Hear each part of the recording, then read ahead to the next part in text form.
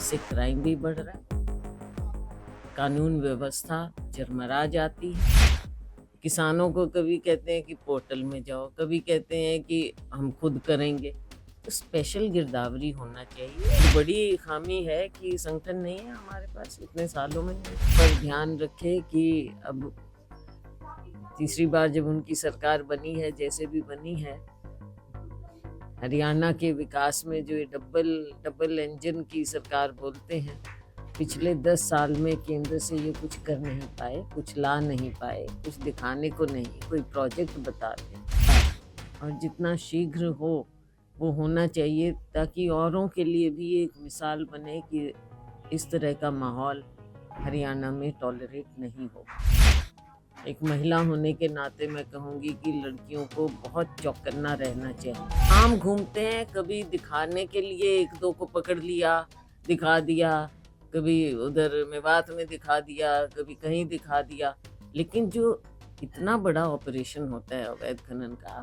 कांग्रेस के सांसद और पूर्व केंद्रीय मंत्री कुमारी सैलजा ने हरियाणा विधानसभा चुनाव में कांग्रेस की हार को पार्टी की खामियों का परिणाम बताया। उन्होंने भाजपा को बेहतर रोल निभाने के लिए जिम्मेदार ठहराया और कहा कि कांग्रेस की हार का कारण संगठन की कमी थी, जबकि भाजपा ने तीसरी बार सरकार बनाई। कुमारी सैलजा ने भाजपा सरकार की आलोचना करते हुए कहा कि ये सिर्फ डबल इंजन की सरकार के नाम पर दिखावा कर रही है। इसके अलावा हिमानी हत्याकांड पर उन्होंने सरकार को अपराध पर अंकुश लगाने में नाकाम बताया और भाजपा के परिवारवाद को लेकर भी सवाल उठाए। उन्होंने प्रदेश में अवैध खनन के खिलाफ भी गंभीर आरोप लगाए। ये कहने की बात है, भाजपा में भी परिवारवाद बहुत अच्छी तरह से चलता है और चल भी रहा है। आप देखते हैं इनके कितने नेताओं के आगे परिवार के लोग भी राजनीति में और ओहदों पर और इलेक्टेड भी हो जाते हैं। तो इसलिए इस तरह की बात तो ना करें। भाजपा इस बात पर ध्यान रखे कि अब तीसरी बार जब उनकी सरकार बनी है, जैसे भी बनी है, हरियाणा के विकास में जो ये डबल इंजन की सरकार बोलते हैं, पिछले 10 साल में केंद्र से ये कुछ कर नहीं पाए, कुछ ला नहीं पाए, कुछ दिखाने को नहीं, कोई प्रोजेक्ट बता दें क्या किया।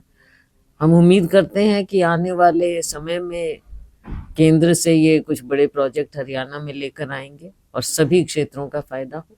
बहुत जघन्य बात हुई है। अब क्या बोले, पुलिस इसमें तहकीकात करके कर रही है, जो देखा मीडिया के माध्यम से। मैं तो यही कहूँगी कि दोनों तरह की बात होनी चाहिए।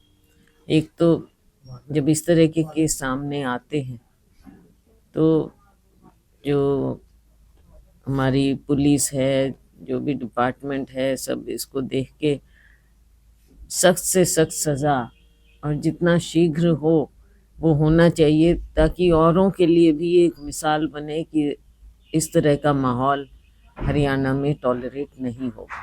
बीजेपी सरकार और मैं कहूँगी कि लड़कियों को भी, एक महिला होने के नाते मैं कहूँगी कि लड़कियों को बहुत चौकन्ना रहना चाहिए।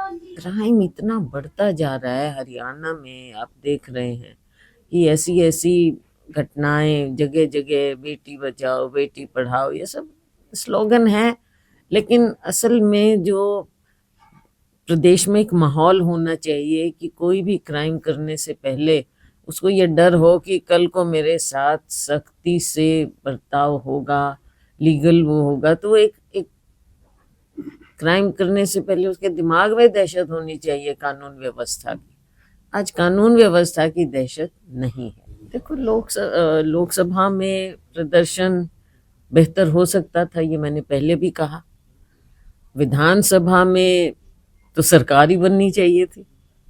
ये तो सब, यहाँ पे आप किसी से भी पूछ लो या बाहर सड़क पे जाके आम जनता से पूछ लो, हम राजनीतिक लोगों से ना भी पूछो, एक उम्मीद भी थी और मेहनत भी थी।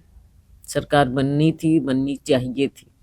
अब कई कारण होते हैं, कई कारणों से नहीं बनी, लेकिन उसका खामियाजा जनता क्यों भुगते। जो भी खामियां रही, और खामियां तो रही हैं, तभी हम भाजपा का एक अपना रोल, हम नहीं कहते कि वो बैठे बैठाए जीत गए, उनका भी एक अलग रोल रहा, जातिवाद का और सब चीज़ों का। लेकिन हम अपने घर को भी हमें ठीक करना पड़ेगा। है या है बिल्कुल है। ये तो एक बहुत बड़ी खामी है कि संगठन नहीं है हमारे पास, इतने सालों में नहीं है।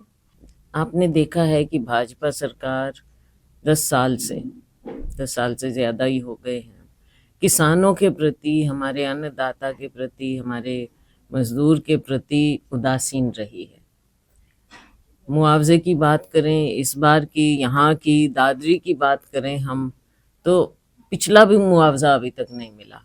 किसानों को कभी कहते हैं कि पोर्टल में जाओ, कभी कहते हैं कि हम खुद करेंगे। तो स्पेशल गिरदावरी होना चाहिए और समय पर किसानों को मुआवजा मिलना चाहिए। अवैध खनन का एक बहुत बड़ा इशू है।